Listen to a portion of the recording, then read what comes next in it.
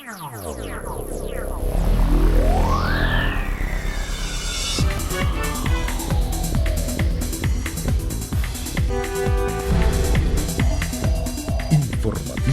Mira TV está en ti. Amigas y amigos, sean todas y todos bienvenidos a la entrevista meridiana.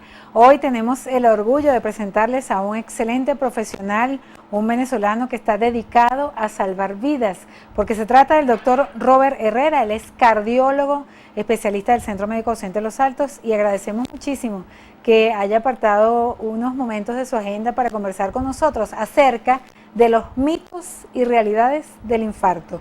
Bienvenido, doctor Robert, y gracias por estar aquí con nosotros. Muchas gracias, Axi.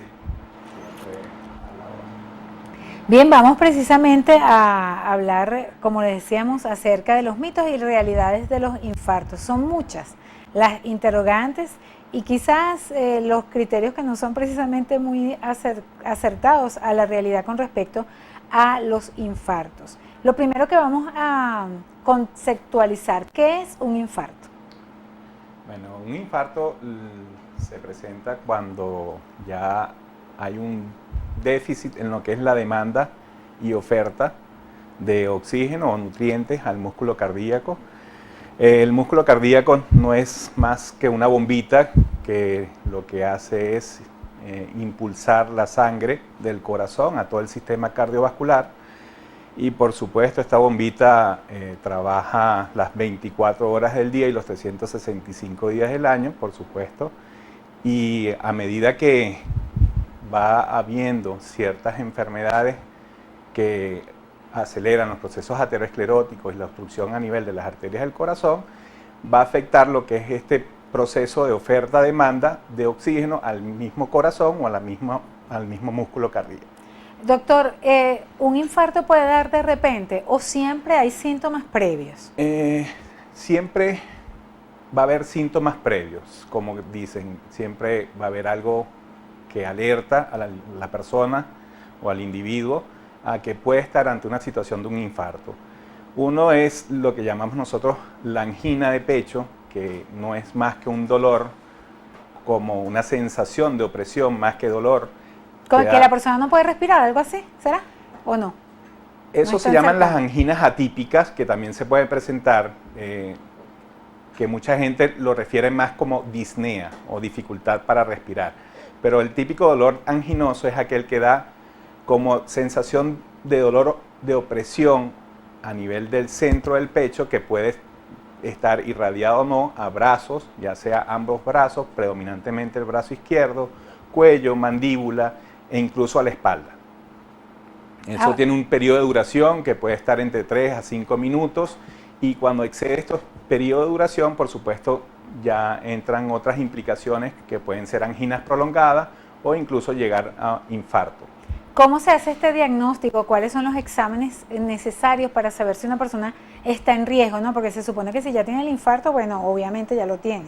O no sé, ¿cómo es el procedimiento? Sí, siempre, bueno, las personas tienen factores de riesgo dentro de los cuales entra lo que es la hipertensión, la dislipidemia, los niveles altos de homocisteína, ácido úrico, obesidad, la misma diabetes, el hábito tabáquico.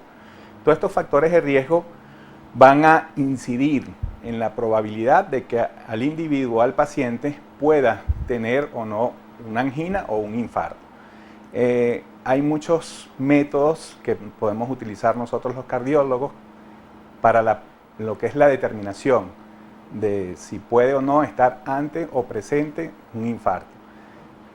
Como es la prueba de esfuerzo, el eco de esfuerzo, el ecoestrés con dobutamina, hay el SPECT, que son estudios de perfusión, que nos permiten a nosotros determinar si hay o no alguna enfermedad aterosclerótica que nos pudiera estar determinando estos dolores anginosos o un infarto. Ahora, estos exámenes no son invasivos. Hay otros quizás más agresivos, para decirlo en algún término, por ejemplo, como el cateterismo, que es un examen que uno siempre se imagina que un cateterismo es una intervención, pero realmente es un examen, ¿no? No, es un procedimiento, por supuesto, un procedimiento invasivo, en donde prácticamente nosotros los cardiólogos o los cardiólogos intervencionistas lo que nos permite determinar es cómo está la anatomía de esas arterias coronarias, cuán enferma está, y dependiendo de estas enfermedades que podamos determinar en el momento de hacer la angiografía, cuál va a ser la mejor conducta a seguir posterior a realizar este estudio, que es el cateterismo cardíaco. Eso sí determina de manera precisa lo que esté pasando en el corazón. Sí, bastante. De hecho, es uno de los estudios más objetivos que podemos nosotros realizar al momento de determinar el origen de un dolor coronario. ¿Y los riesgos de este examen, de este procedimiento? Prácticamente los riesgos, como todo riesgo intervencionista, más que todo son a nivel del lugar de punción, ya que se pueden hacer a nivel por vía radial o por vía femoral.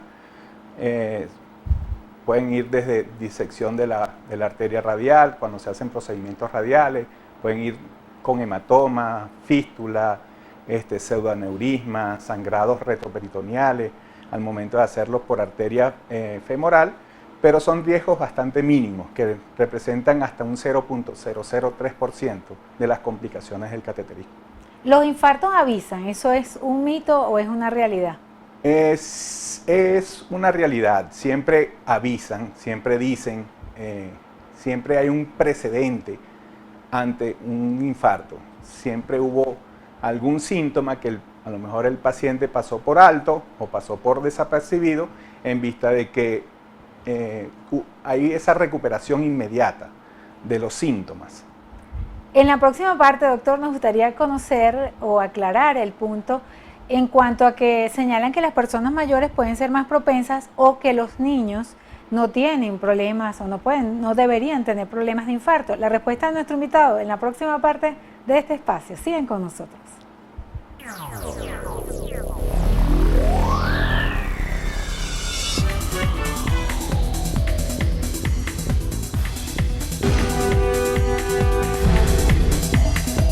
Informativo Mira TV está en ti.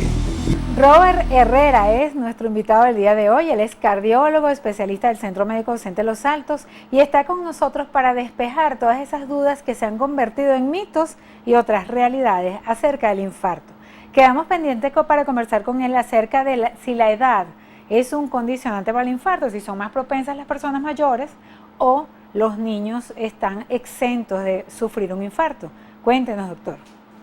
Bueno, realmente esto es una enfermedad que se presenta en personas de edad, por supuesto, porque influyen mucho los factores genéticos, como hablé anteriormente también, factores de riesgo como la diabetes, la hipertensión, la dislipidemia, la homocisteína, los niveles de ácido úrico, el hecho de tener ciertos factores como el hábito tabáquico y la diabetes, que son enfermedades per se que pueden aumentar incluso hasta 7 veces la incidencia de la cardiopatía isquémica o los infartos en las personas de edad. Pero el hecho de que sea más una enfermedad de personas de edad lo podemos también presentar en pacientes jóvenes, en vista del uso de sustancias ilícitas, como lo es la cocaína, que puede producir vasoespasmos sobre las coronarias y esto inducir a un infarto. Incluso sustancias como son estas energizantes, que tienen altos niveles de cafeína, taurina. Fíjate que mucha gente lo toma así como que sin mucho problema, ¿no? Y son condicionantes para un infarto, sí, qué horrible. Son condicionantes en vista de que esto se le suma el alcohol, pueden inducir a vasoespasmos coronarios y también presentar enfermedades cardiovasculares, como son las cardiopatías isquémicas, y conllevar a un infarto. ¿Y qué hay de cierto si una persona joven le da un infarto, tiene más probabilidad de morir porque es más fuerte, porque no sé si la sangre circula más rápido, no sé cuál será ahí? Eso es si un eso mito, es verdad o es mito. En vista de que se sabe que las personas de edad con el tiempo van generando colaterales entre las arterias que están mejor perfundidas, aquellas arterias que están menos perfundidas, y por eso que la evolución de los infartos en personas de edad tiende a ser hasta mucho mejor. Perfundidad significa que están irrigadas. despejadas. Irrigadas, sí, mejor irrigadas. Cuando se presentan en jóvenes, en pacientes jóvenes, por supuesto, aquí no ha habido el suficiente tiempo para que ellos comiencen a generar estas colaterales entre aquellas arterias mejor irrigadas a aquellas arterias menos irrigadas. Pero en vista de toda la tecnología de la cual disponemos en la actualidad, vemos que los infartos, la tasa de mortalidad ha disminuido mucho. Eso es muy interesante, ¿no? A través de intervenciones quirúrgicas siempre se disminuye la posibilidad de muerte. Sí, uno es el uso de estos laboratorios de hemodinamia en el cual podemos nosotros hacer cateterismo en el mismo instante que se presenta el infarto y minimizamos los riesgos o las complicaciones que conlleva per se esta enfermedad. Otro es medicamentos que cada vez son mucho más dirigidos a la enfermedad y con menos complicaciones y mejoran lo que es la tasa de reperfusión en estas arterias que se obstruyen al momento del infarto, y eso por supuesto minimiza las complicaciones de los pacientes tanto jóvenes como adultos. ¿El género es un condicionante, que sea mujer u hombre tiene estadísticamente mayor probabilidad? Sí, sí es un condicionante, y lo bueno que... ¿Quiénes se mueren más de infarto? ¡Ay! Es algo bueno porque cuando hablamos de género, la relación o la proporción es que los hombres estamos más propensos a sufrir de infarto y la relación llega a ser de 3-1, pero esto se equipara ya una vez la mujer que cumplía los 50 años, que la parte hormonal, que es un condicionante o un protector ante enfermedades cardiovasculares, se disminuye a esa edad en las mujeres y se equipara. Se equiparan con los hombres. Wow, qué malo. Y en la parte de genética, ¿hay posibilidades de heredar una enfermedad cardíaca? Hay que tomar en cuenta este factor porque viene siendo bien determinante. Se sabe ya que la carga genética puede tener una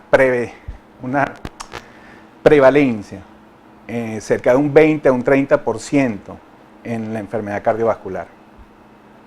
El color de la piel, la raza de una persona, ¿hay razas que pudieran tener mayor frecuencia en estas enfermedades? No se ha discriminado realmente si esto es más frecuente en pacientes de color o pacientes blancos. Se sabe que la proporción es muy similar. Hay ciertas culturas que pueden minimizar un poco la incidencia de infartos en vista de las costumbres alimenticias, pero no se tiene nada con respecto a lo que es raza. Hay un padecimiento que es relativamente nuevo de la era moderna y al cual se le atribuyen muchísimas afecciones de salud, y es el estrés. ¿Qué incidencia tiene esa vida agitada que llevamos en este momento en cuanto a la posibilidad de sufrir un problema cardíaco? Bastante.